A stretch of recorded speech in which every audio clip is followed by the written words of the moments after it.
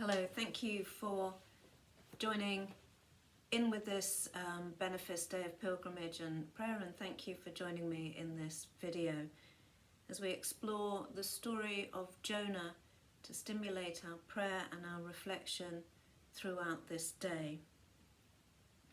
And the first reflection I've given the title, Anywhere But Nineveh. Anywhere but Nineveh. Anywhere but Nineveh, because in the story of Jonah, Nineveh stands as the place to be avoided at all costs. Nineveh for Jonah is, of course, the enemy city. It stood for everything that he, as a man of God, was against. Nineveh was the capital of the Assyrian Empire, renowned for its appalling evil, its murderous ways, its harsh treatment of its enemies. Anywhere but Nineveh. And it's not a huge imaginative leap for us to reflect on our own Nineveh. It could be a situation that we are avoiding. It could be a vocation we are ignoring. It could be a difficulty we can't face. It could be a notion of God that we need to let go of. Nineveh is the place we don't want to go. And I suppose over these last 6 months we've all been put in a place we don't want to go. But I hope today that we don't simply just think about the impact of the virus, though of course that is part of what we're reflecting on, the impact of that in our lives and in the world. But also, I suppose, Nineveh can also be the deep problems of the world, the kind of protracted, deep-rooted things that we just can't go there in our imaginations or our prayers or our compassion because they just seem too impossible.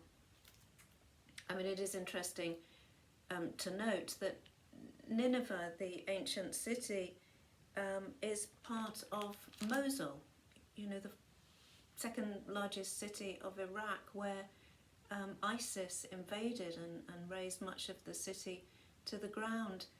There are places so problematic and so difficult that if we were called to pray for them or care for them or send our money to them, it's just, I can't go there. It's all too difficult. Arise and go to Nineveh.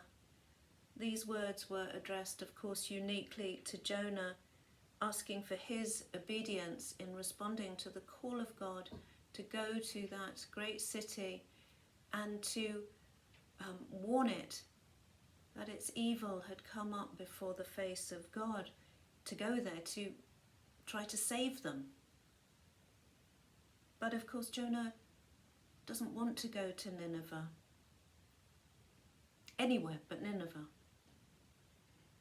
And I suppose at the beginning of this pilgrimage day, I would make an observation where, of course, any pilgrimage involves leaving home.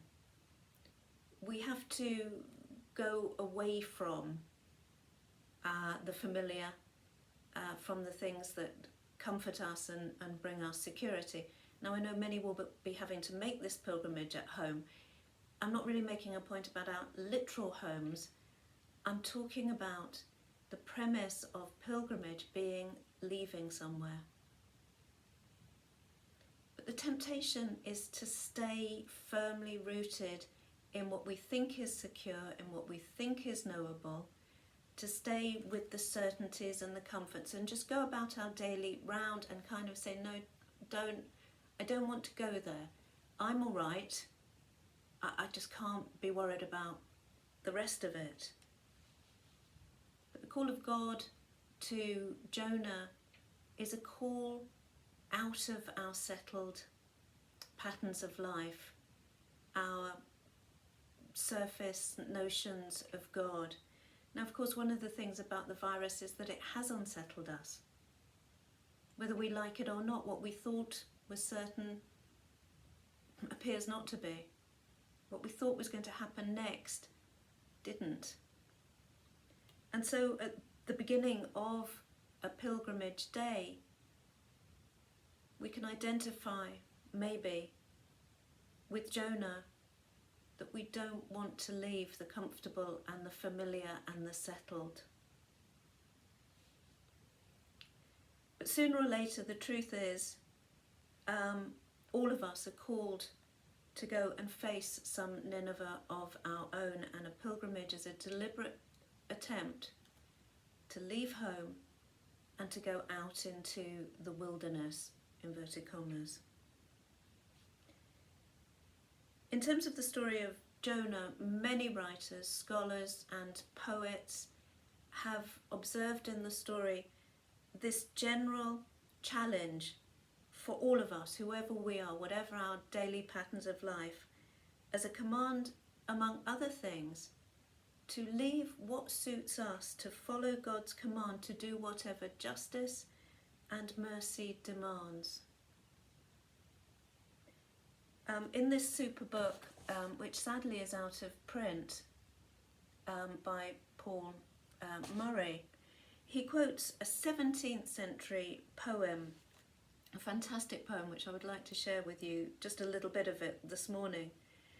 Because this poet of the 17th century, Francis Quarles, describes the challenge to go to Nineveh as a command to do what justice and mercy demands, but he sets this within the ordinary round of life. He says this in the poem: Jonah must go, nor is the charge confined to Jonah, but to all the world enjoined.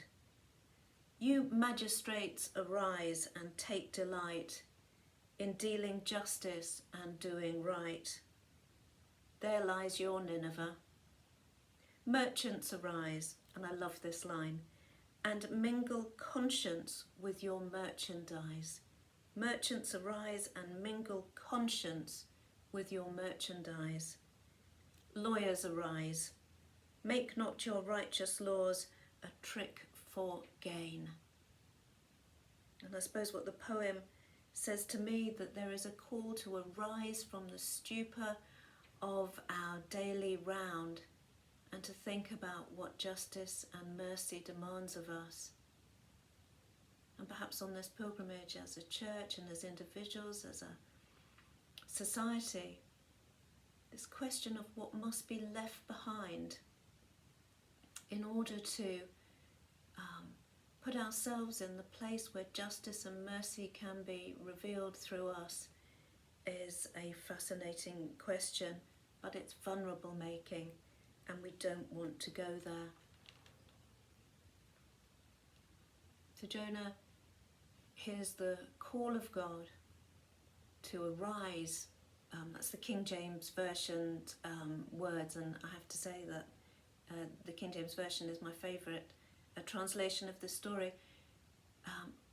Jonah, arise and go to Nineveh. Face the thing that you cannot face for the sake of God's mercy and love. And then verse 3, and this is meant to be funny, almost like cartoon-like. Jonah, go to Nineveh and do the right thing. Verse 3, but Jonah arose to flee to Tarshish, to get away from the face of God. Jonah arose to go in the opposite direction because he couldn't face what justice and mercy and love asked of him. And so Jonah heads off in the wrong direction. And I and many readers love him all the more for this, because surely Jonah is us, this anti-hero is us, because we don't want these rude interruptions from God with the call to go and be God's love and healing mercy and grace in the world. We'd rather stay home.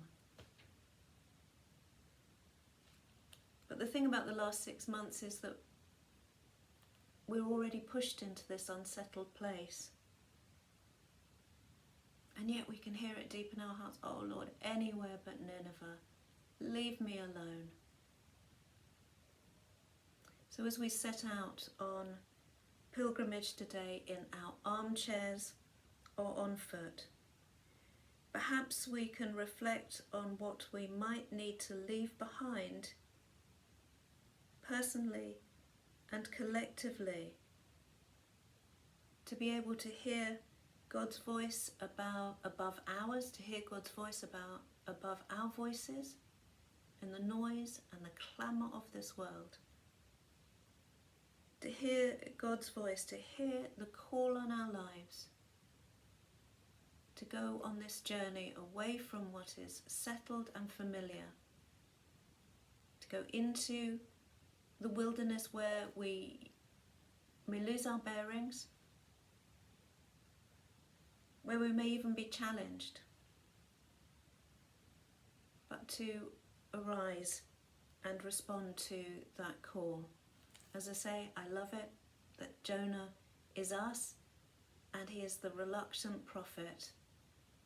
Perhaps we are the reluctant pilgrims.